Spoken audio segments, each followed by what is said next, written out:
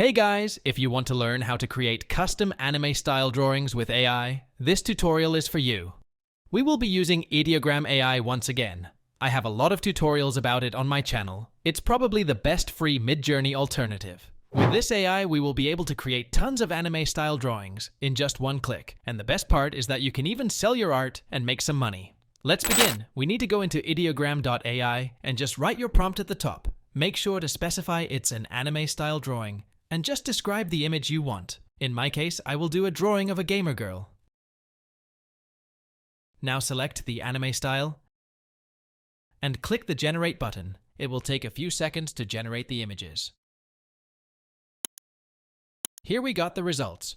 The AI automatically generated 4 images of a gamer girl with headphones.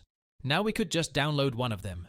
But if you are looking for something different, you can just click the Generate button again to get 4 new images, or we can use the Remix option to generate 4 new images with a similar style. In my case, I want to get new images with this style, so I will just create a remix.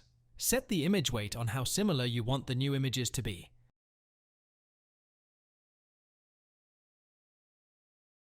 And that's how easy it is.